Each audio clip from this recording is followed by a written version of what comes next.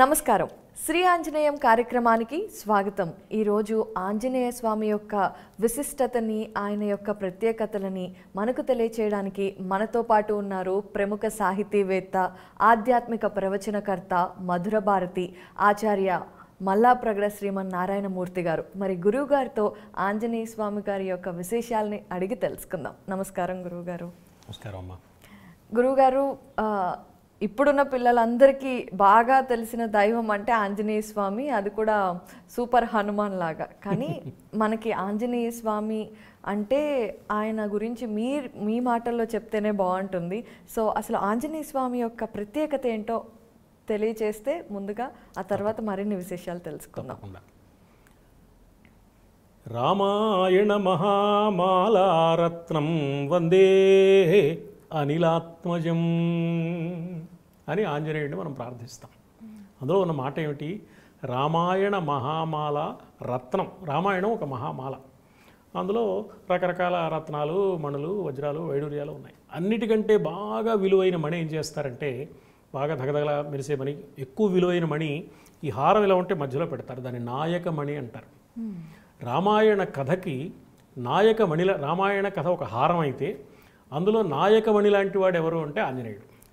అంటే ఆంజనేయుడిని తీసేసి రామాయణ కథ మనం ఊహించలేము. ఆంజనేయుడే లేకపోతే సముద్రం ఎవరు దాటుతారు? ఆంజనేయుడే లేకపోతే లక్ష్మణుడి మూర్ఛ ఎలా తీరుకుంటుంది? ఆంజనేయుడే లేకపోతే సీతాదేవి క్షేమవార్త రాముడికి ఎవరు చెప్తారు? ఆంజనేయుడే లేకపోతే రామసుగ్రీవుల మధ్య మైత్రి ఎవరు కలిగిస్తారు అని, ఆంజనేయుడే లేకపోతే అంటే రామకథే లేదు అనిపిస్తుంది మనకి. అందుకని అంత ప్రాధాన్యం ఉంది ఆంజనేయుడికి. అందువల్ల ఆంజనేయుడు మన జీవితాలకు అతి సన్నిహితంగా వచ్చి ఒక అద్భుతమైన సేవ నిర్వహించిన మహానుభావుడు. కాబట్టి ఆంజనేయుడి విశిష్టత ఒకటి రెండు మాటల్లో చెప్పుకోగలిగేది కాదు. ప్రధానంగా చెప్పాలి అంటే మనం ఆంజనేయుడి చరిత్ర అంతా చూస్తే సారాంశంగా ఒక మాట చెప్పచ్చు. ఏమిటి అంటే, అనితర సాధ్యమైన ఘనకార్యాలు చేసిన వాడు ఆంజనేయుడు. అనితర సాధ్యం అంటే ఇతరులు చేయలేనివి. ఏమిటి చేశాడంటే ఇప్పుడు చెప్పుకున్నవన్నీ. 100 యోజనాల సముద్రాన్ని దాటడం, అక్కడున్న రాక్షసుల్ని చావగొట్టేయడము, రావణాసురుడికి హితోపదేశం చేయడము, సీతమ్మను గుర్తుపట్టి ఆమెకు కాస్త ఊరట కలిగే విధంగా చక్కగా మాట్లాడడము, రామచంద్రమూర్తికి కాస్త ఊరట కలిగేట్టుగా చెప్పడం, ఆ సీతాదేవి క్షేమవార్త చెప్పడం, ఇవన్నీ ఇతరులు చేయలేని పనులు. వీటితో పాటు ఇతరులు చేయలేని మరొక్క పని ఏమిటంటే, ఇన్ని చేసి పట్టాభిషేకం సమయంలో రాముడి పాదాల దగ్గర కూర్చున్నాడు, నా చోటు ఇది అని. నేను ఇన్ని చేశాను కదండి, నాకు పెద్ద పదవి ఇవ్వండి అంటారు ఈ రోజుల్లో ఎవరైనా. ఇన్ని చేశా కదా అంటారు. కొన్ని చేసినా కొన్ని చేయకపోయినా చేసినట్టు చెప్పించుకుని హడావిడి చేసి. కానీ హనుమంతుడు ఇంత చేసి, ఎవరూ చేయలేనివన్నీ చేసి పాదాల దగ్గరే నా చోటు అన్నాడు. ఇది కూడా ఎవరూ చేయలేని పని. కాబట్టి తాను అద్భుతమైన ఘనకార్యాలు సాధించాడు. పరిపూర్ణమైన భక్తితో, వినయంతో, సౌజన్యంతో ఉన్నాడు. ఇవన్నీ కలిపితే అద్భుతమైన ఘనకార్యాలు చేసి వినయ సౌజన్యాలు మూర్తిభవించిన భక్తియుతుడు ఎవరు అంటే ఆంజనేయుడు.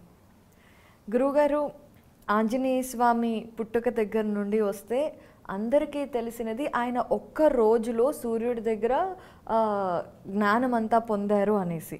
అసలు నిజంగా ఆంజనేయ స్వామి గురువు ఎవరు? చాలా ఆశ్చర్యకరమైన అంశం ఏమిటంటే, ఆంజనేయుడు పుట్టగానే ఆకాశ మార్గానికి ఎగిరాడు.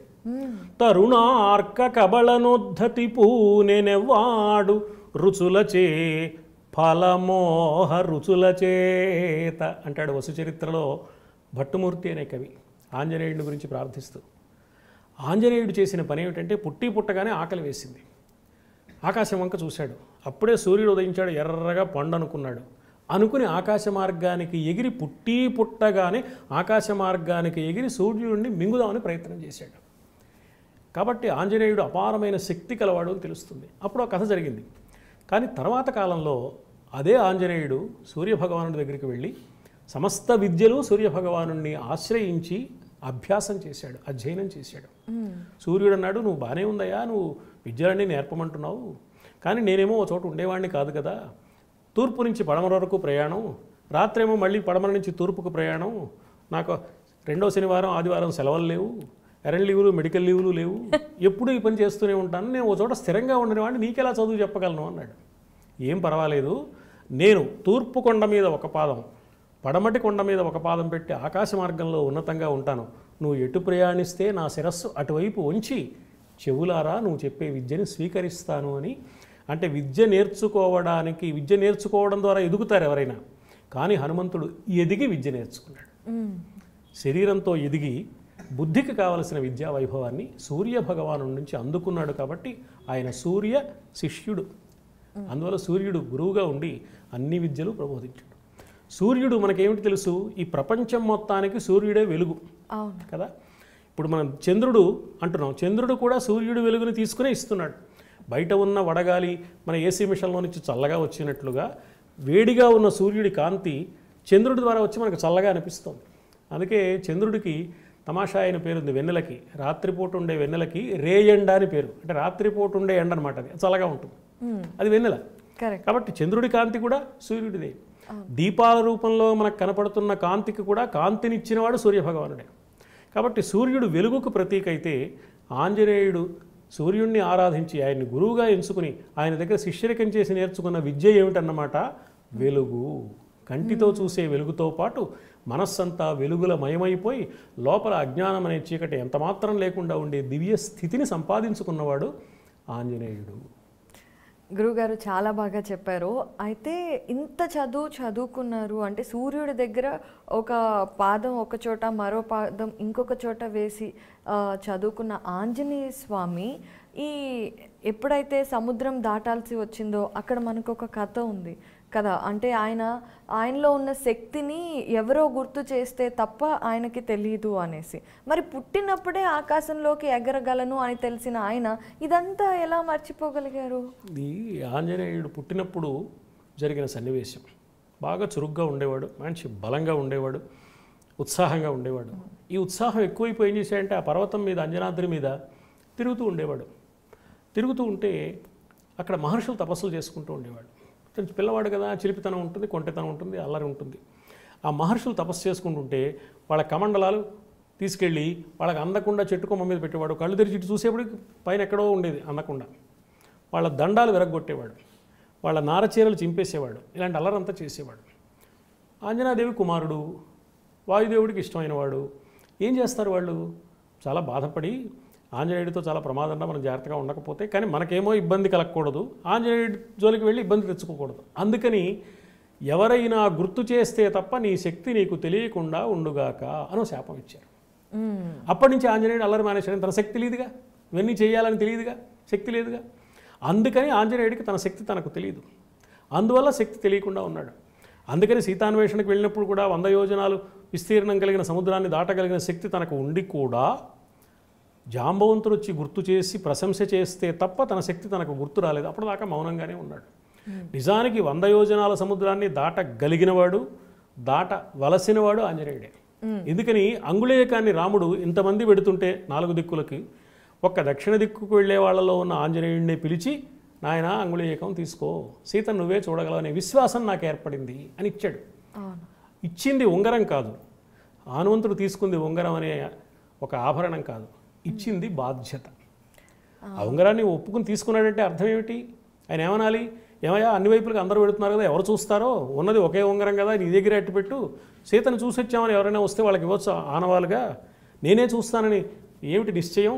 నేను చూడను సీతని, ఇంకో ఉత్తరం వైపు వెళ్ళినవాడు చూస్తాడు, లేకపోతే తూర్పు వెళ్ళినవాడు చూస్తాడు, వాడు వచ్చి ఆనవాళ్ళు అడుగుతుందయ్యా అంటే ఇవ్వడానికి ఉంగరం నా దగ్గర ఉండిపోతుంది కదా అనాలి.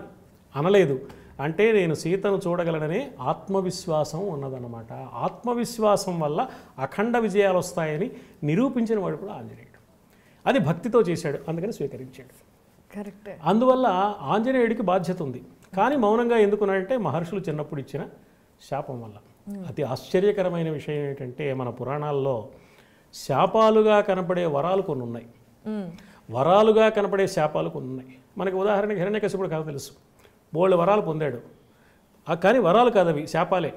అంటే పగలు చావకూడదు, రాత్రి చావకూడదు, మానవుల వల్ల చావకూడదు, జంతువుల వల్ల చావకూడదు, ఇంట్లో చావకూడదు, బయట చావకూడదు, శస్త్రాల వల్ల చావకూడదు, అస్త్రాల వల్ల చావకూడదు. అంటే శస్త్రాలు అస్త్రాలు కాకుండా గోళ్ల వల్ల, మానవుడు జంతువు కాకుండా రెండూ కలిసిన నరసింహ రూపం వల్ల, రాత్రి పగలు కాకుండా సంధ్యా సమయంలో, ఇంటా బయట కాకుండా గడప మీద చస్తాడని అర్థం అన్నమాట. అంటే ఎలా చావాలో నిర్ణయించే శాపం తప్పది వరం కాదు. పైకి వరంలా అనిపిస్తుంది, ఇది శాపంలా అనిపిస్తుంది, కానీ ఇది వరం. ఎందుకు వరం అంటే నా శక్తి నాకు తెలిస్తే, నా తెలివి నాకు తెలిస్తే, నా ప్రతిభ నాకు తెలిస్తే నాకేమన్నా నేను ఇంతటి వాడిని, అహంకారం వస్తుంది. అహంకార పడడం అంటే కింద పడడమే. ఎంతటి వాడైనా అహంకార పడితే దెబ్బతింటాడు. ఆంజనేయుడికి వచ్చిన గొప్ప అదృష్టం ఏమిటంటే చిన్నప్పుడే ఇచ్చిన ఈ శాపం వరంలాగా పనిచేసి ఇక జన్మలో ఎప్పుడు ఆంజనేయుడికి అహంకారం వచ్చే అవకాశం లేదు. అంటే జన్మలో ఎప్పుడు ఆంజనేయుడికి పతనం లేదు, ఎప్పుడు ఔన్నత్యమే. అది శాపమా వరమా? వరమేగా. వరం శాపంలా అనిపించే ఓ దివ్య వరాన్ని చిన్నతనంలోనే సాధించుకున్న మహానుభావుడు ఆంజనేయుడు. అందుకని మౌనంగా ఉన్నాడు, తెలియదు కాబట్టి. బాలే చెప్పారు గురువు గారు. ఇప్పుడు ఒక రామాయణంలోని ఒక చిన్న ప్రశ్న ఏంటంటే, సీతాదేవిని ఆంజనేయ స్వామి ఒక్కడే వెళ్ళి కలిశాడు కదా, అప్పుడు సీతాదేవితో మాట్లాడాలి అంటే ఆంజనేయ స్వామిది మొత్తం వేరే. మరి వాళ్ళిద్దరికి కమ్యూనికేషన్ అనడానికి ఒక బ్యాలెన్స్ భాష ఉండాలి కదా, అది ఎలా జరిగింది? ఆంజనేయుడు సూర్యుడిని ఆరాధించి అన్ని శాస్త్రాలు, వేదాలు నేర్చుకున్నాడు, శాస్త్రాలు నేర్చుకున్నాడు. ఆనాడు అవసరమైన 9 భాషలలో వ్యాకరణంతో సహా ఆ భాషలు పరిపూర్ణంగా అధ్యయనం చేశాడు. అందుకని నవ వ్యాకరణవేత్త అంటారు ఆంజనేయుడు. కాబట్టి ఆయనకి చాలా భాషలు తెలుసు. ఇప్పుడు ఏం చేశాడు, అంతకుముందు రావణాసురుడు వచ్చి మాట్లాడి వెళ్ళాడు. చెట్ల కొమ్మల గుబురుల చాటు నుంచి హనుమంతుడు చూస్తూ ఉన్నాడు. కలుసుకుందామని, సీతని గుర్తుపట్టి కలుసుకుందాం అనుకునే లోపల రావణాసురుడు వచ్చాడు. రావణాసురుడు మాట్లాడాడు, బెదిరించాడు, ఇష్టం వచ్చినట్టు మాట్లాడాడు. సీత సమాధానం చెప్పింది, వెళ్ళిపోయాడు. సీత సమాధానం బింకంగా చెప్పింది, లోపల బాధ ఉంటుంది కదా, పాపం బాధపడుతోంది. ఒకప్పుడు మారువేషం వేసుకొచ్చి మోసగించి అపహరించాడు రావణుడు. ఈ అపహరించడానికి బంగారు లేడిని కూడా అది మారువేషమే. కాబట్టి సీతకి నమ్మకం కలగాలి. ఇప్పుడు సంస్కృతంలో మాట్లాడితే ఆంజనేయుడు రావణుడు ఇప్పటిదాకా అదే భాషలో మాట్లాడాడు. ఏమో వాడే వచ్చాడేమో ఇంకో వేషంలో అనుకుంటుంది, అయితే ఇంకెవడైనా రాక్షసుడు వచ్చాడేమో అనుకుంటుంది. ఏ భాషలో మాట్లాడాలి? అందుకని బాగా ఆలోచించి సీతమ్మ పుట్టింటి వాళ్ళు మాట్లాడుకునే మైథిలీ ప్రాకృత భాషలో మాట్లాడాడు. ఏ ఆడపిల్లకైనా కష్టంలో ఉన్నప్పుడు పుట్టింటి వాళ్ళు కనపడితే పరవశించిపోతుంది. అవును. అందుకని ఆమెకు నమ్మకము, ఉత్సాహము కలగడానికి వీలుగా నవవ్యాకరణవేత్త అయిన ఆంజనేయుడు మైథిలీ ప్రాకృత భాషలో మాట్లాడాడు. దీనివల్ల ఉపయోగం ఏమిటంటే సీతకేమో నమ్మకం కలుగుతుంది. చుట్టూ ఉన్న రాక్షస స్త్రీలకు కాపలా ఉన్నారు కదా, వాళ్ళకేమీ అర్థం కాదు ఆ భాష వాళ్ళకి తెలియదుగా. ఇక్కడ భాష కాదు అది. కోతి కిచకిచలాడుతున్నట్టు ఉంటుంది. ఏదో కోతి వచ్చింది, ఏదో కాసేపు కిచకిచలాడిందిలే అనుకుంటారు, కానీ వీళ్ళిద్దరూ మాట్లాడుకుంటారని వాళ్ళకి తెలియదు. కాబట్టి 2 ప్రయోజనాలు, చుట్టూ కాపలా ఉన్న రాక్షస స్త్రీలకు తెలియకుండానూ ఉంటుంది, సీతమ్మకేమో విశ్వాసము కలుగుతుంది. అందుకని మైథిలీ ప్రాకృత భాషలో, సీతమ్మ పుట్టింటి భాషలో మాట్లాడాడు ఆంజనేయుడు. అది ఔచిత్యం. నిజమే గురువు గారు, ఈ విషయం చాలా మందికి తెలియని విషయం. అయితే ఇప్పుడు ఆంజనేయ స్వామి అనగానే మనకి ఆయన తోకతో లంకని తగలబెట్టిన విషయం ఒకటి గుర్తొస్తుంది. అలాగే గద బాగా గుర్తొస్తుంది. మరి వాయుపుత్రులందరికీ గద ఉంటుందా? ఎందుకంటే ఆంజనేయ స్వామి దగ్గర గద ఉంది, భీముడి దగ్గర గద ఉంది. సో ఈ గద ఆ గద రెండు ఒకటే, ఇద్దరు బాగా బలవంతులు కదా, ఏంటి ఆ లింక్? అంటే గదను ఒక ఆయుధంగా ఉపయోగించే విధానం ద్వాపర యుగంలో, అంతకుముందున్న త్రేతాయుగంలో ఉండేది. కొంతమంది గదలు ఉపయోగించారు కూడా. వాలి సుగ్రీవులు ముష్టియుద్ధము చేశారు, గదాయుద్ధం కూడా చేశారని కనిపిస్తుంది మనకి. కానీ భీమసేనుడు గద ఉపయోగించాడు బాగా. నా గదాదండాన్ని గిరగిరా తిప్పి ఈ గదాదండంతో ఆ దుర్యోధనుడు తొడలు విరగకూడదని అద్భుతమైన ప్రతిజ్ఞ చేశాడు. ప్రసిద్ధమైన పద్యంగా కూడా నన్నయ్య గారు అద్భుతమైన పద్యం, ఇన్ని వేల సంవత్సరాలైనా దాన్ని మించిన పద్యం రాసిన వాళ్ళు లేడు. అలాంటి పద్యం నన్నయ్య గారు రాశారు. ఎంత బాగానే ఉంది. కానీ ఆంజనేయుడు ఏనాడు గదే కాదు ఏ ఆయుధాన్ని ఉపయోగించలేదు. వానరులకు గోళ్లే ఆయుధాలు. వానర సేన ఉండడంలో రాముడికి గొప్ప సౌకర్యం ఏమిటంటే, ఇప్పుడు ఓ మిలిటరీని మెయింటైన్ చేయాలంటే ఎంత ఖర్చు? రాముడికి రాజ్యం ఉందా? రాజ్యం లేదు. రాజ్యాన్ని వదిలిపెట్టి అడవికి వచ్చాడు. రాముడి దగ్గర ఏముంటుంది సంపద? ఎక్కడి నుంచి మిలిటరీ మెయింటైన్ చేస్తాడు? ఏ సేన వచ్చింది? వానర సేన వచ్చింది. వానరులకి భోజనం పెట్టక్కర్లా, వాళ్ళే ఎగిరి ఆ చెట్ల కొమ్మల మీద దొరికే పళ్ళు తిని కాలక్షేపం చేసేస్తారు, కందమూలాలు తినేస్తారు. వాళ్ళే ఎగిరి వెళ్ళి ఓ నదిలో నీళ్లు తాగుతారు. వాళ్ళకి ఇళ్ళు ఇప్పట్లాగా సౌకర్యాలు ఏర్పాటు చేయవలసిన పని లేదు. వాళ్ళకి ఆయుధాలు కూడా ఇవ్వాల్సిన అవసరం లేదు. గోళ్లే వాళ్ళకి ఆయుధాలు. పెద్ద పెద్ద బండ రాళ్లే వాళ్ళకి ఆయుధాలు. చెట్లు చేమలే వాళ్ళకి ఆయుధాలు. పెద్ద చెట్టును పెకలిస్తారు, విసురుతారు. ఒక పెద్ద కొండరాతిని తీసుకొచ్చి విసురుతారు వాళ్ళ మీద, శత్రువుల మీద. గోళ్లతో రక్కి చంపేస్తారు. కాబట్టి వాళ్ళు ఏ ఆయుధం ఆశించని వాళ్ళు. వాళ్ళకి నాయకుడిగా కనిపించే వానర వీరులందరిలో ప్రత్యేకమైన ఆంజనేయుడికి ఆయుధంతో పనే లేదు. ఆంజనేయుడు ఎక్కడ గద పట్టుకోలేదు. భీమసేనుడు గదాయుధం ఉపయోగించాడు, గదాయుద్ధంలో కొంత నైపుణ్యం సంపాదించాడు, అన్నీ బాగానే ఉన్నాయి. కానీ ఆంజనేయుడు మాత్రం ఏనాడు గద ఉపయోగించలేదు. రామాయణం జాగ్రత్తగా మనస్సు పెట్టి చదివితే ఆంజనేయుడికి ఆయుధంతో పని లేదు, గదాయుధం ఆంజనేయుడికి లేదు గదా అని మనకు అర్థమవుతుంది. అంటే మనం మామూలుగా గుడికి వెళ్ళినప్పుడు గద ఖచ్చితంగా చూస్తాం, మన వాళ్ళు పెడుతున్నారు ఉంటే మంచిదని ఉందనుకుని, అంతేగాని లేదమ్మా. అయితే సాధారణంగా దేవతలు అనే వాళ్ళందరికీ వాహనాలు ఉంటాయి, జంతు వాహనాలు, ఏదో ఒక వాహనం ఉంటుంది. అలా ఆంజనేయ స్వామికి ఏదైనా వాహనం ఉందా అండి? ఆంజనేయుడికి రామాయణ కథ ప్రకారం ఏ వాహనము లేదు. ఎందుకంటే రామాయణ కథలో ఆంజనేయుడు దైవంగా మనకు ఎక్కడ కనపడ్డు. ఆంజనేయుడు ఒక ఉత్తమ కార్యకర్తగా, మంచి సేవకుడుగా, ఏ విధమైన కోరికలు లేని ఉత్తమ భక్తుడుగా మాత్రమే కనిపిస్తాడు. కానీ ఆంజనేయుడు ఒక దైవంగా రామాయణంలో కనపడ్డు. కానీ ఆంజనేయుడి వృత్తాంతాన్ని మనకు బాగా ఇచ్చే ఒక గొప్ప రచన ఏమిటంటే పరాశర సంహిత అని ఒక సంహిత ఉంది. ఆ పరాశర సంహిత ప్రకారం ఆంజనేయుడు దైవస్వరూపుడు, త్రిమూర్తి స్వరూపుడు, బ్రహ్మ విష్ణు శివుల శక్తిని మేళవించుకుని అవతరించిన మహానుభావుడు. కాబట్టి ఆంజనేయుడిని దైవంగా ఆరాధిస్తారు. అక్కడ పరాశర సంహితలో ఆంజనేయుడికి ఒక వాహనం ఉన్నట్టు చెప్పారు. ఆ వాహనం ఏమిటంటే ఉష్ట్రవాహనం, అంటే ఒంటె ఆంజనేయుడికి వాహనంగా ఉంది అని. ఈ పరాశర సంహిత సంప్రదాయాన్ని పాటించి వాళ్ళ ఆలయాల్లో శివుడి ముందు నంది ఉన్నట్లుగా, విష్ణువు ముందు గరుత్మంతుడు ఉన్నట్టుగా ఆంజనేయుడు విగ్రహానికి ఎదురుగా ఓ ఒంటెని ఏర్పాటు చేస్తున్నారు మన వాళ్ళు. కానీ రామాయణంలో ఎక్కడ ఆంజనేయుడికి వాహనం ఉన్నట్టుగా లేదు. ఈ ఒంటె వాహనం అనేది పరాశర సంహిత ద్వారా లోకంలో ప్రచారంలోకి వచ్చింది. కానీ ఆంజనేయుడి జీవితానికి సంబంధించిన ప్రామాణికత రామాయణమే కానీ పరాశర సంహిత కాదు. ఎందుకంటే రామాయణమేమో ఇతిహాసం, జరిగిన కథ. పరాశర సంహిత ఒక ధర్మాన్ని చెప్పడానికి, ఒక శాస్త్రాన్ని చెప్పడానికి, ఒక ఆంతర్యాన్ని చెప్పడానికి పుట్టిన వేద మంత్రం. కాబట్టి దాన్ని కథగా తీసుకోవడానికి అవకాశం లేదు. గురువుగారు, మరి ఆంజనేయ స్వామికే వాహనం లేదు అన్నారు, కానీ తిరుమలలో బ్రహ్మోత్సవాలప్పుడు హనుమద్ వాహనం అని వాడుతూ ఉంటారు కదా, ఏంటి మరి అవి? ఆంజనేయుడే వాహనం అయ్యాడు. వెంకటేశ్వర స్వామి వారికి వాహన సేవలు వరుసగా చేసే బ్రహ్మోత్సవ సమయంలో ఒక వాహనంగా హనుమద్ వాహనం అని హనుమంతుడు మీద స్వామివారిని ఊరేగిస్తారు. ఇది ఎందుకు వచ్చిందంటే నిజంగానే హనుమంతుడు రాముడికి వాహనం అయ్యాడు. రామాయణ కథలో కనపడుతుంది మనకి యుద్ధకాండలో ఒక సన్నివేశం. ఎందుకంటే రావణుడు మంచి రాజు, బాగా సంపన్నుడు, బ్రహ్మాండమైన రథంలో వచ్చాడు యుద్ధానికి. రాముడు నేల మీద నిలబడి యుద్ధం చేస్తున్నాడు. ఇది ఆంజనేయుడికి కష్టంగా కనిపించింది. రావణుడు ఏమిటి రథంలో కూర్చుని యుద్ధం చేయడం ఏమిటి, నా ప్రభువైన రాముడు నేల మీద నిలబడి యుద్ధం చేయడం నాకు నచ్చలేదు అనుకుని తన భుజాల మీద ఎక్కించుకుని యుద్ధం చేయించాడు. అంటే హనుమంతుడి భుజాల మీద ఎక్కి రాముడు యుద్ధం చేశాడు. చేస్తే అంతవరకు బాగానే ఉంది, బాగా జవసత్వాలు ఉన్నవాడు మోసాడు, ఈ పెద్ద విషయం కాదు.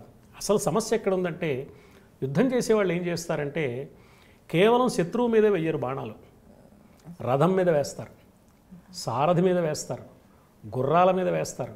అంటే గుర్రం పక్కకి తప్పుకుంటే, రథం ముక్కలైపోతే, సారథి లేకుండా పోతే, అతని చేతిలో ఉన్న విల్లు విరిగిపోతే వాడేమీ చేయలేడని. అందుకని ఈ ప్రయత్నంలో భాగంగా అయితే రథం మీద వేస్తారు.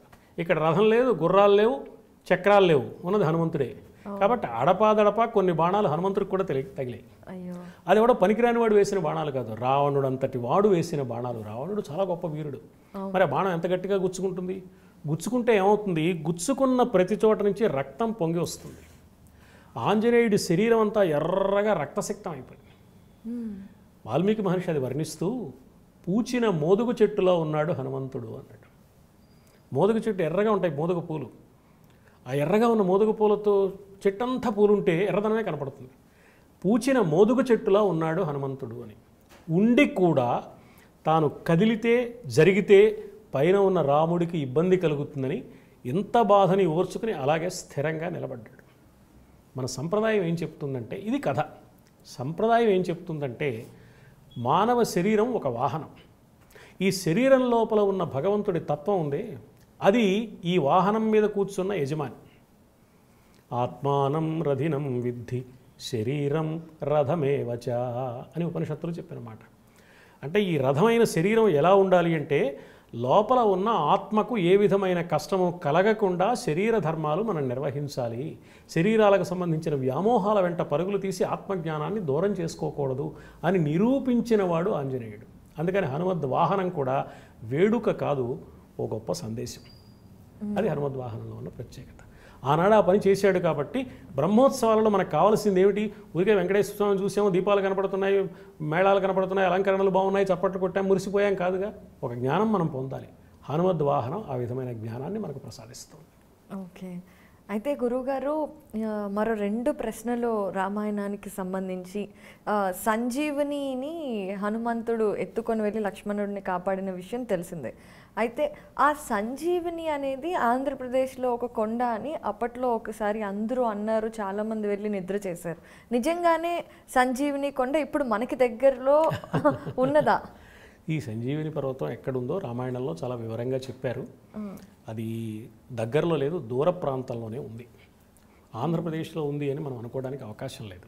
సంజీవని పర్వతం హిమాలయ పర్వతాలకు దగ్గర ప్రాంతంలో ఉందని వాల్మీకి అని చెప్తోంది.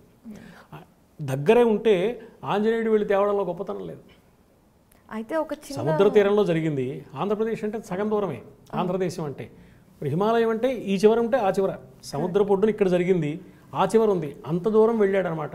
ఎలా వెళ్ళాడంటే చిటికలో వెళ్ళొచ్చాడు, చాలా వేగంగా వెళ్ళొచ్చాడు. ఎంత వేగంగా వెళ్ళాడు, ఎలా వెళ్ళాడు అని వాల్మీకి మహర్షి చక్రం యథా విష్ణుకరాగ్ర ముక్తం అన్నారు.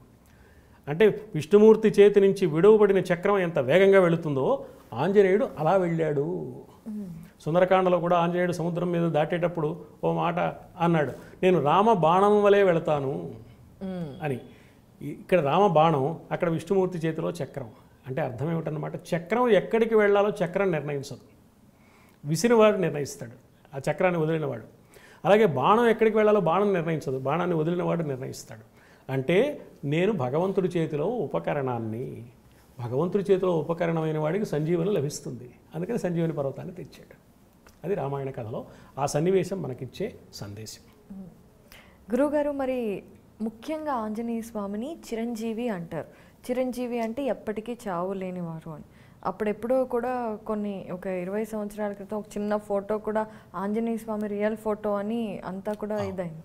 సో నిజంగా ఆంజనేయ స్వామి చిరంజీవి అయి కలికాలంలో కూడా ఉన్నారా? ఉంటే ఎక్కడున్నారు? మనకి 7 చిరంజీవులు ఉన్నారు అని మన సంప్రదాయం చెప్తోంది. సప్తైతే చిరజీవినః, అందులో ఒకడు ఆంజనేయుడు. ఈ ఆంజనేయుడు చిరంజీవి అయ్యాడనే వృత్తాంతం మనకు తెలుస్తుంది. ఎలా తెలుస్తుంది అంటే, మామూలుగా ఆ యుగంలో పుట్టినవాడు ఆ యుగంలో కొంతకాలం ఉన్నాక వెళ్ళిపోవాలి. కానీ త్రేతాయుగం ముగిసిపోయిన తర్వాత, రాముడి తర్వాత కూడా చాలా కాలం ఉంది కదా త్రేతాయుగం. త్రేతాయుగం ముగిసిపోయిన తర్వాత ద్వాపర యుగం ప్రారంభమైంది. ద్వాపర యుగంలో కొంత కథ నడిచింది. కొంత కథ నడిచిన తర్వాత ఒకనాడు పాండవులు వనవాసం చేసే రోజుల్లో ఒక సౌగంధిక పుష్పం పైనుంచి ఎక్కడి నుంచో వచ్చింది. ద్రౌపదీదేవి చూసి ముచ్చటపడింది. భీముడు తీసుకొస్తానని బయలుదేరాడు. ఎక్కడి దాకా వెళ్ళాడంటే గంధమాదన పర్వతం దాకా వెళ్ళాడు. అక్కడ హనుమంతుడు కనపడ్డాడు. అంటే ఆంజనేయుడికి భీమసేనుడికి అక్కడ పరిచయం అయింది. అంటే త్రేతాయుగం నాటి వాయుపుత్రుడు ఆంజనేయుడు, ద్వాపరయుగం నాటి వాయుపుత్రుడు భీమసేనుడు, వాళ్ళిద్దరు కలుసుకున్న ఆనందం అనమాట. ఈ సన్నివేశం మహాభారతంలో వనపర్వంలో మనకు కనపడుతుంది. వాళ్ళిద్దరూ మాట్లాడుకున్నారు. మొదట ఏదో కొంచెం భీమసేనుడు కాస్త దుడుకుగా ప్రవర్తించాడు. తర్వాత తెలుసుకున్నాడు, ఆంజనేయుడిని గుర్తించాడు, తన అన్నగారుగా గౌరవించాడు, అభిమానించాడు. ఆయన ఏవో ఈయనకు వరాలు ఇచ్చాడు. ఏమయ్యా వచ్చేయమంటావా, కౌరవులందరినీ పట్టు పట్టేస్తానన్నాడు హనుమంతుడు. వద్దులే, మేమంతా ప్రతిజ్ఞలు చేసాం, నువ్వు మా తమ్ముడు రథం మీద జెండాగా ఉంటే చాలు అని అడిగాడు.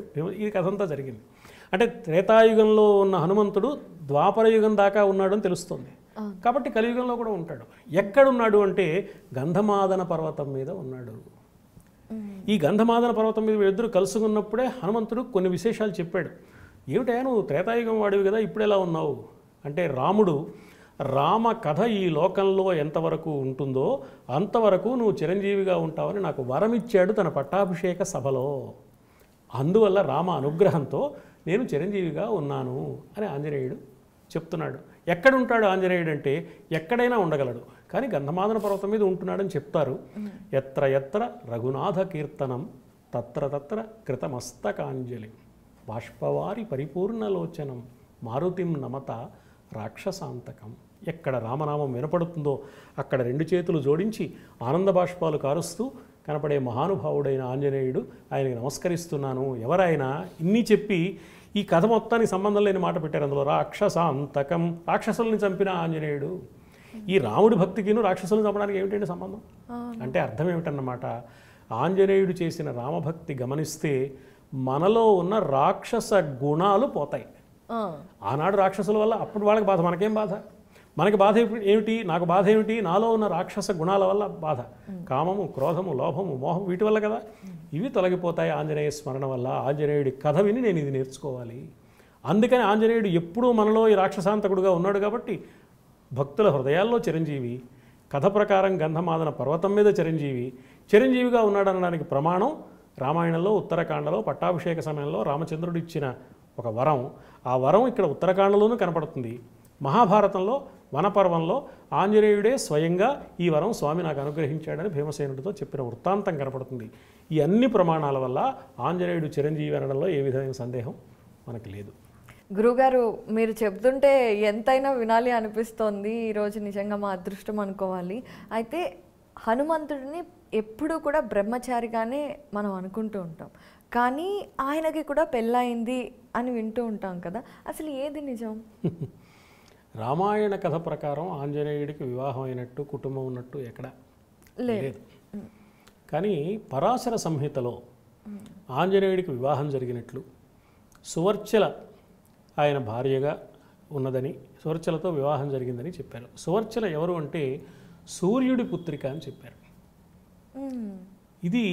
ఇది కూడా ఒక సంకేతం, అంతేగాని దీన్ని కథగా తీసుకోవడానికి వీలేదు. కథగా తీసుకోవాల్సి వస్తే వాల్మీకి మహర్షి రామాయణంలో చెప్పుండేవారే. ఎందుకు కథగా తీసుకోకూడదు అంటే సూర్యుడు ఎవరు?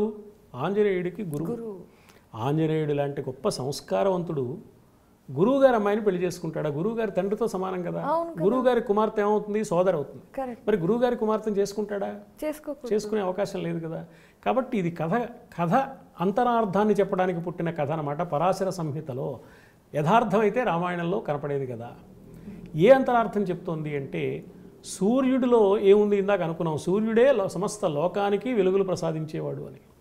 సూర్యుడి నుంచి వచ్చే వెలుగు మనకు తేజస్సునిస్తుంది, మహస్సునిస్తుంది, వర్చస్సునిస్తుంది. ఈ వెలుగు అనేక రకాలుగా ఉంటుంది. అందులో శక్తినిచ్చేదాన్ని తేజస్సు అంటారు, బుద్ధి వికాసాన్ని కలిగించేదాన్ని మహస్సు అంటారు, అంతరాత్మ పవిత్రతను ఇచ్చేదాన్ని వర్చస్సు అంటారు. ఈ అంతరాత్మ పవిత్రతే ముఖంలో కనపడుతున్నమాట. Face is the index of mind అంటూ ఉంటారు. ఆయన చూస్తే ఆయన ముఖవర్చస్సు అద్భుతంగా ఉందండి, ఆయన ఎవరో మహానుభావుల్లో ఉన్నారే అంటాం మనం. ఈ వర్చస్సు సూర్యుడి నుంచి వచ్చేది. ఆ వర్చస్సుని పొందేదాన్ని వర్చల అంటారు. అది శ్రేష్టమైన వర్చస్సు కాబట్టి సువర్చల. వర్చసం లాతి గృహాతి ఇది వర్చల అని వ్యాకరణం ప్రకారం దానికి నిర్వచనం చెప్తారు పెద్దలు. ఆ నిర్వచనం పక్కన పెడదాం.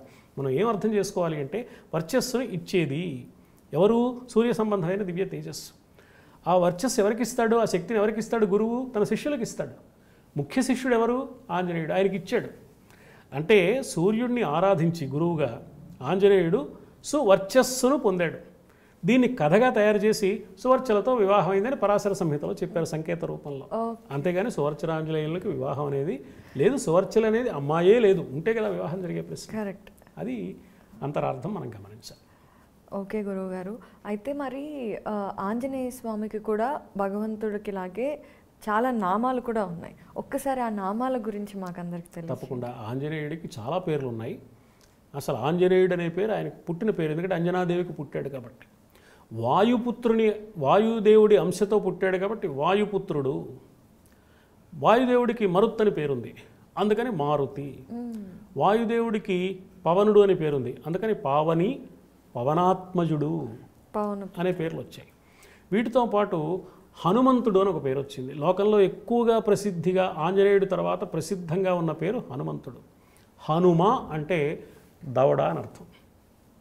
దవడలు కలిగినవాడు హనుమంతుడు, గుణం కలిగినవాడు గుణవంతుడు, ధనం కలిగినవాడు ధనవంతుడు అన్నట్టుగా హనుమలు కలిగినవాడు హనుమంతుడు. ఆయనకైనా దవడలు మనకు కూడా ఉన్నాయి కదా. కాకపోతే ఆయన దవడలు ఎలా ఉన్నాయంటే కొంచెం ఉబ్బి కనపడుతున్నాయి. ఎందుకు ఉబ్బాయి అంటే దానికి ఒక కథ ఉంది. ఆ కథని గుర్తు చేసే పేరు హనుమంతుడు. పెద్దదైన దవడలు కలిగినవాడు. ఎందుకు ఆ దవడలు అలా అంటే వజ్రాయుధం పెట్టి కొట్టాడు దేవేంద్రుడు ఒక సందర్భంలో. కరెక్ట్. ఇందాక మనం అనుకున్నాం పుట్టగానే సూర్యుడిని చూసి ఒక పండని భ్రమించి ఆకలితో పైకి ఎగిరాడు అని. సూర్యుడిని మింగుదామని దగ్గరికి వెళ్ళాడు. అదే సమయంలో సూర్యగ్రహణం కాబట్టి అటు పక్క నుంచి రాహు వచ్చాడు సూర్యుడిని మింగేద్దామని. ఇటుపక్క ఆంజనేయుడు వస్తున్నాడు. ఈ రాహుకి అర్థం కాలేదు, ఇదేమిట్రా నా వాటా కదా ఇవాళ, నేను కదా మింగాలి, అవతల నుంచి ఇంకోటి వస్తున్నాడు ఏమిటి, ఇది ఎక్కడ గొడవ అని వెళ్ళి ఇంద్రుడికి రిపోర్ట్ చేశాడు. వాడు ఎవడో వస్తున్నాడు, ఆ పక్క నుంచి కోతిలాగా ఉన్నాడు, అది మంచి బలంగా కనపడుతున్నాడు, చూస్తుంటే భయం వేస్తుంది, నా అవకాశం అతడు ఎవరో తీసుకున్నాడు, ఇదేమిటని అడిగాడు. ఇంద్రుడు మరి దేవాధ్యక్షుడికి అందరికీ నాయకుడు కదా, ఆయన రావాలి కదా, వచ్చాడు. వచ్చి ఈ సన్నివేశం అంతా చూశాడు. చూసి ఆంజనేయుడిని దవడ మీద కొట్టాడు వజ్రాయుధంతో. అప్పుడు దవడ వాచింది, ఆంజనేయుడు మూర్చిపోయాడు. నా బిడ్డకి కష్టం కలిగిందని వాయుదేవుడు స్తంభించాడు. అప్పుడు ఆ లోకానికి కష్టం కలిగింది. అప్పుడు అందరూ ప్రార్థిస్తే బ్రహ్మాది దేవతలందరూ వచ్చి అద్భుతమైన దివ్య వరాలన్నీ ఆంజనేయుడికి ప్రసాదించారు. వజ్రాయుధం దెబ్బకి దవడ పెద్దదైన కారణంగా పెద్దదైన హనుమ దవడలు కలవాడు హనుమంతుడు అయ్యాడు. ఇది కథ ప్రకారం జరిగిన సన్నివేశం. ఇది యథార్థంగా జరిగింది, రామాయణంలో ఉంది. ఉత్తరాఖండలో హనుమ జన్మ వృత్తాంతం, బాల్య విశేషాలన్నీ మనకు కనపడతాయి రామాయణంలో. దీంతో పాటుగా మనం గుర్తించవలసింది ఏమిటి అంటే హనుమ వాక్స్వరూపుడు. అందుకని ఆంజనేయుడిని ఆరాధిస్తే బుద్ధి, బలం, యశో, ధైర్యం, నిర్భయత్వం, అరోగత, అజాడ్యం, వాక్పటుత్వం చ హనుమత్ స్మరణాత్ భవేత్. వాక్పటుత్వం వస్తుంది అన్నారు. ఎందుకని అంటే పెద్దదైన దవడలు కలిగిన వాడు కాబట్టి విశాలమైన ముఖభాగం కలిగి నాలుకతో ఏ అక్షరాన్ని ఉచ్చరించాలి, దంతాలు తగిలేలాగా నాలుక తగిలితే ఏ అక్షరాలు వస్తాయి, దవడలకు ఆనినప్పుడు ఏ అక్షరాలు వస్తాయి, ఏ అక్షరాన్ని ఎలా పలకాలో ఆ అక్షరాన్ని అలాగే స్పష్టంగా పలకగలిగిన వాక్స్వరూపుడు ఆయన. ఆయన ఆరాధిస్తే అదే స్థితి మనకు కూడా వస్తుంది కాబట్టి వాక్ పటుత్వం వస్తుంది. కేవలం అక్షరాలు పలకటమే కాదు, ఆంజనేయుడి చరిత్ర చూస్తే ఏ సన్నివేశంలో అయినా ఆంజనేయుడు ఎలా మాట్లాడాలో అలాగే మాట్లాడాడు, ఎంత మాట్లాడాలో అంతే మాట్లాడాడు, ఏ మాట ముందు మాట్లాడాలో ఆ మాటే ముందు మాట్లాడాడు. ఇప్పుడు రామలక్ష్మణులు వస్తున్నారు, సుగ్రీవుడు భయపడ్డాడు, వీళ్ళెవరో వాలి పంపిన దూతలేమో అని. ఆంజనేయుడు వచ్చాడు. వచ్చి ఆంజనేయుడు వేసిన మొదటి ప్రశ్న ఏమిటంటే, ఏమయ్యా మీ గురించి చూస్తే నాకు ఆశ్చర్యంగా ఉంది, ఇదేమిటి, మీరేమో ఋషి వేషాల్లో ఉన్నారు, ఋషులేమో అనుకుందామంటే మీ చేతిలో ధనుర్బాణాలు ఉన్నాయి, ధనుర్బాణాలు ఉన్నాయి కాబట్టి మీరు క్షత్రియులు అనుకోవాలా, వేషాన్ని బట్టి నారబట్టల్ని బట్టి జడలు కట్టుకున్నారు కాబట్టి ఋషులు అనుకోవాలా, ఈ సందేహం తీర్చండి. ఎంత స్పష్టంగా ఉంది, ఎంత సూటిగా ఉంది. వెంటనే రామచంద్రుడు పరవశించి ఇతడెవర్రా ఇంత బాగా మాట్లాడుతున్నాడు, ఇంతసేపు మాట్లాడుతున్న తడబడడే, ఎక్కడా పొరబడడే, వేగంగా మాట్లాడే. కొంతమంది మాట్లాడుతుంటే అర్థం కాదు, వేగంగా వెళ్ళిపోతాయి. ఒక అక్షరం పలకవలసిన సమయంలో 10 అక్షరాలు పలుకుతారు, మనకు అర్థం కాదు. కొంతమంది తేంచుతూ నాంచుతూ తీరిగ్గా. అప్పుడు ఏమైందంటే ఈ లోపల మనం సెంటర్కి వెళ్ళి పని చూసుకురావచ్చు, అలా మాట్లాడతారు. విసుగ్గా ఉంటుంది, ఆసక్తిగా ఉండదు. వేగంగా మాట్లాడితే అర్థం కాదు, మరీ నిదానంగా మాట్లాడితే ఆసక్తిగా ఉండదు. ఎంత వేగంగా మాట్లాడితే అర్థమవుతూ ఆసక్తికరంగా ఉంటుందో అంత వేగంగా మాట్లాడేట, అక్కర్లేని మాట మాట్లాడలేదుట. ఇవి వేదాధ్యయనం బాగా చేసిన వాడికి మాత్రమే సాధ్యమవుతుంది. ఇతడు ఎంత గొప్పవాడయ్యా, వ్యాకరణం చదివాడు, అన్ని శాస్త్రాలు అధ్యయనం చేశాడు, లేకపోతే ఇలా మాట్లాడలేడు కదా. ఎంత వినయంగా మాట్లాడాడు, ఎంత పద్ధతిగా మాట్లాడాడు, ఎంత ధారణ పటిమతో మాట్లాడాడు అని వేదాధ్యయనం వల్ల కలిగే ఫలితాలన్నీ ఇతడి మాటల్లో కనిపిస్తున్నాయని. నాన్ ఋగ్వేద వినీతస్య నా అయజుర్వేద ధారణ అని ఇలా ప్రారంభించి రామచంద్రమూర్తి ప్రశంస చేసిన వృత్తాంతం మనకు రామాయణంలో కనపడుతుంది. ఇన్ని మాటలు చెప్పిన తర్వాత తన గురించి తాను పరిచయం చేసుకుంటూ నేను ధర్మాత్ముడైన సుగ్రీవుడి మంత్రిని అన్నాడు.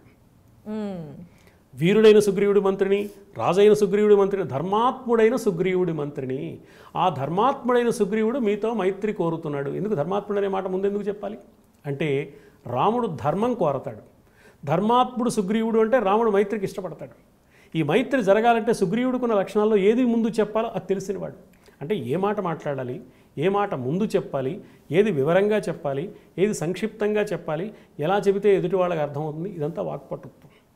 ఇంత వాక్పటుత్వాన్ని గుర్తు చేసే మాట హనుమంతుడు అనే పేరు. కేవలం దవడ పెద్దదిగా ఉన్నవాడని కాదు, వాక్చాతుర్యం కలిగినవాడు, వాక్పటుత్వం కలిగినవాడు. ఎలా మాట్లాడాలో హనుమంతుడిని చూసి మనం నేర్చుకోవాలి, ఎలా బ్రతకాలో హనుమంతుడిని చూసి నేర్చుకోవాలి అని చెప్తోంది ఆ వృత్తాంతం. వండర్ఫుల్ గురువుగారు, చాలా విషయాలు ఈరోజు ఆంజనేయ స్వామి గురించి తెలుసుకున్నాం. అంటే విన్న కథలు కొన్ని ఉన్నా కూడా అసలు మీరు అన్నట్టుగా అవి ఎందుకు అనేది అర్థం చేసుకోవాలో మనం తెలుసుకోవాలి, మహర్షులు ఏ అభిప్రాయంతో చెప్పారో. ఆంజనేయ స్వామి గురించి రామాయణంలో ఉన్నవి చాలా విషయాలు తెలియచేశారు. ఇప్పుడు గుడులు ఉన్నాయి, చాలా గుళ్ళు ఉన్నాయి, అలాగే ఆంజనేయ స్వామికి కూడా ఉన్నాయి. ముఖ్యంగా ఆంజనేయ స్వామి గుడి అంటే గుర్తొచ్చేది పొన్నూరు. ఎందుకంటే అక్కడ చాలా పెద్ద విగ్రహం ఉంది కాబట్టి. అక్కడ ఎందుకు అంత పెద్ద విగ్రహం కట్టారు? దానికి ఏదైనా బ్యాక్ స్టోరీ ఉందా? తెలియచేయండి. పొన్నూరులో ఉన్న ఆంజనేయ స్వామి పేరు వీరాంజనేయ స్వామి. అక్కడున్న విగ్రహం ఒకే శిలలో చెక్కిన విగ్రహం, ఒకే శిలతో చెక్కారు. 24 అడుగుల ఎత్తైన విగ్రహం. ఒకప్పుడు గుంటూరు జిల్లా ఇదంతా. గుంటూరు జిల్లాలో చిలకలూరుపేట దగ్గర ఎడ్లపాడు అనే గ్రామంలో పొన్నమలై ఆచారి అనే ఒక శిల్పి ఈ విగ్రహాన్ని చెక్కాడు. 24 అడుగుల ఎత్తైన విగ్రహాన్ని ఒకే రాతిలో. ఈవేళ అంత ఎత్తైన విగ్రహాలు చాలా చోట్ల మనకు కనపడుతున్నాయి, కానీ చరిత్ర ప్రకారం చూస్తే ముఖ్యంగా ఆంధ్రదేశంలో మొట్టమొదటి పెద్ద ఎత్తైన విగ్రహం పొన్నూరులో ఉన్న ఆంజనేయ స్వామి విగ్రహమే. పొన్నూరు ఎవరైనా వస్తే అక్కడ పెద్ద ఆంజనేయుడి విగ్రహం ఉందని మనం చెప్పకుండా మా ఊళ్ళో ఆంజనేయ స్వామి గుడి ఉందండి చూపిస్తాను రండి అంటే, మొట్టమొదటిసారి ఆ గుడిలో అడుగుపెట్టి అంత నిలువెత్తు విగ్రహాన్ని చూస్తే ఒకసారి ఒళ్ళు జలధరిస్తుంది. ఇంకా ఎత్తైన విగ్రహాలు చాలా చోట్ల ఉండొచ్చు, కానీ ఇక్కడున్న ప్రత్యేకత వేరుగా ఉంది. అందువల్ల ఆ విగ్రహాన్ని చూసిన వెంటనే మనకి ఒకసారి ఒళ్ళు జల్లుమంటుందన్నమాట.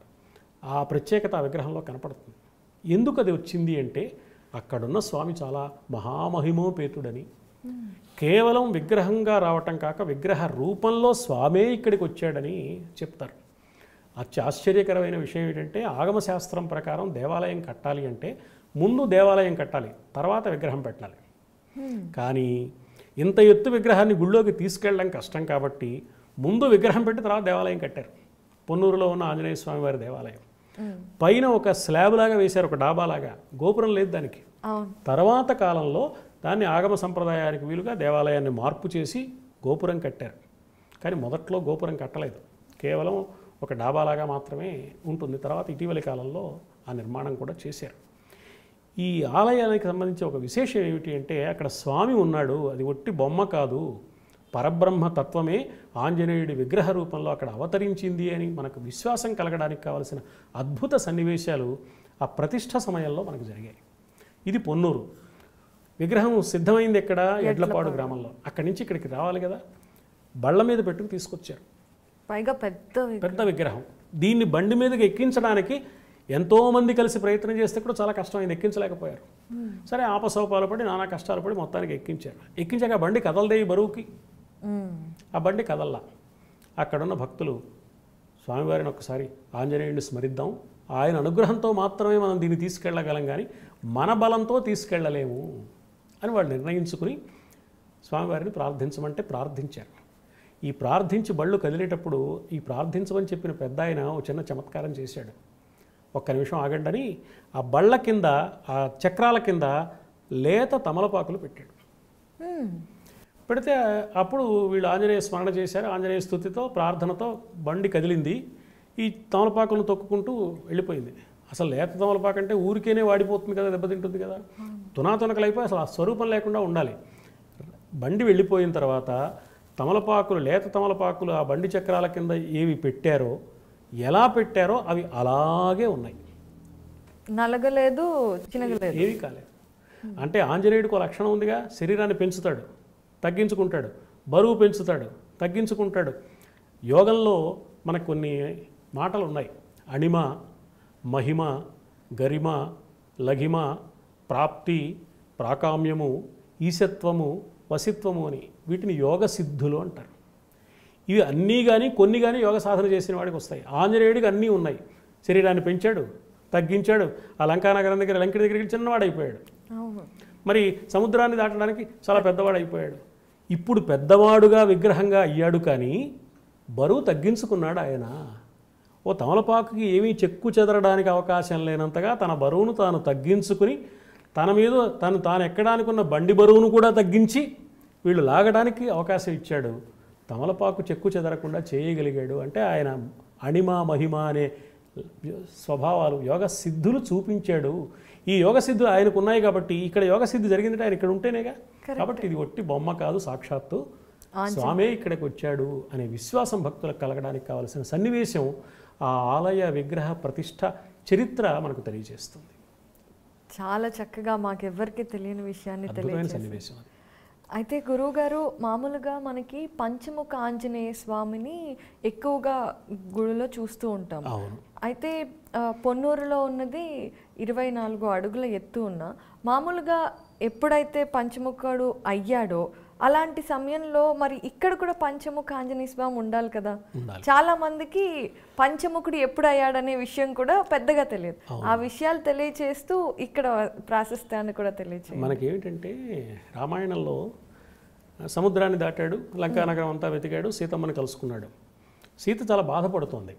బాధపడుతుంటే చాలాసేపు మాట్లాడాడు కదా. మాట్లాడిన మాటల్లో ఒక మాట ఏమిటంటే హనుమంతుడు, ఎందుకమ్మా ఇంత బాధపడతావు, ఈ వీపు మీద కూర్చో మరుక్షణం రామస్వామి దగ్గరికి తీసుకెళ్ళిపోతా అన్నాడు.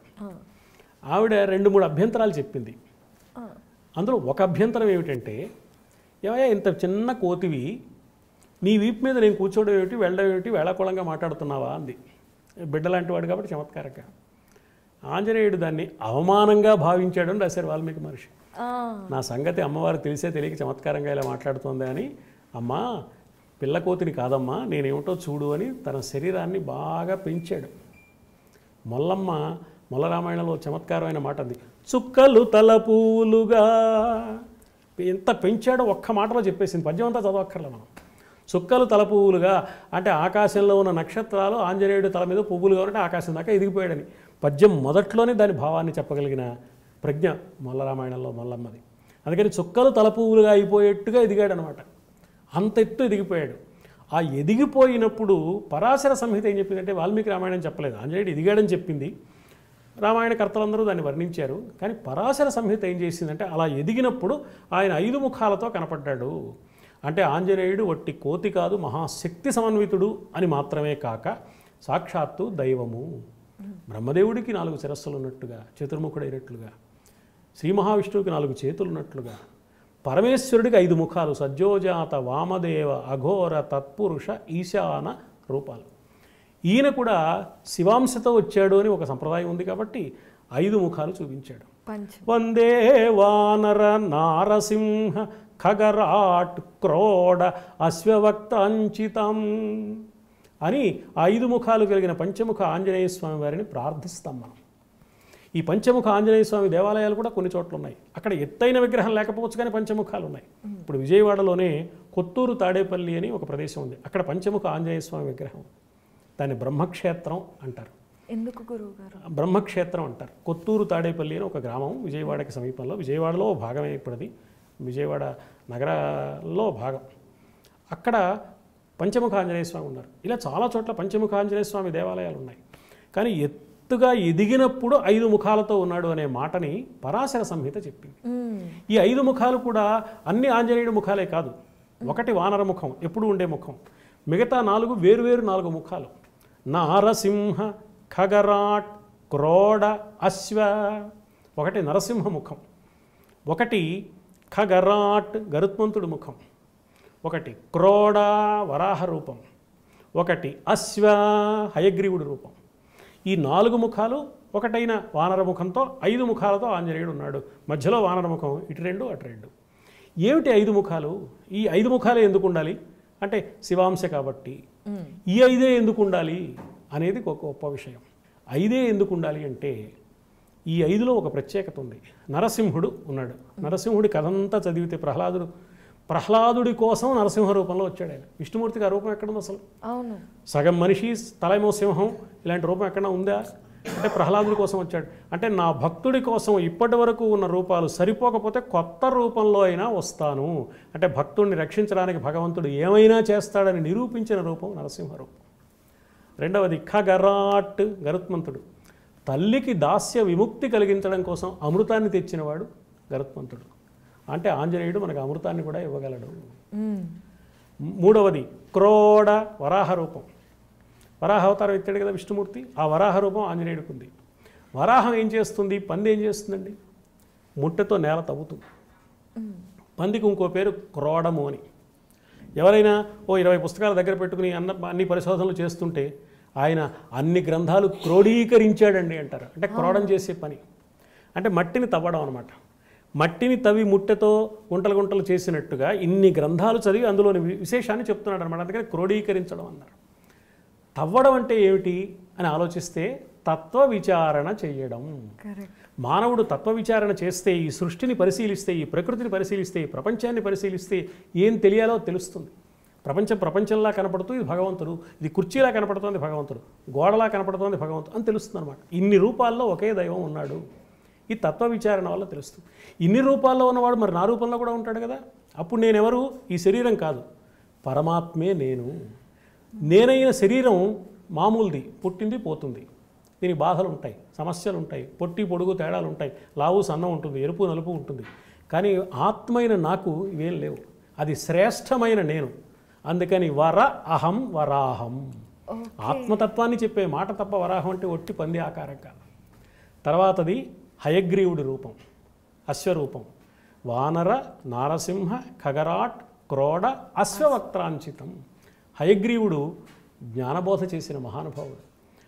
అగస్త్య మహర్షికి బ్రహ్మాండ పురాణంలో లలితాదేవి కథంతా చెప్పి లలితా సహస్రనామాన్ని మనకు అనుగ్రహించిన వాడు హయగ్రీవస్వామి.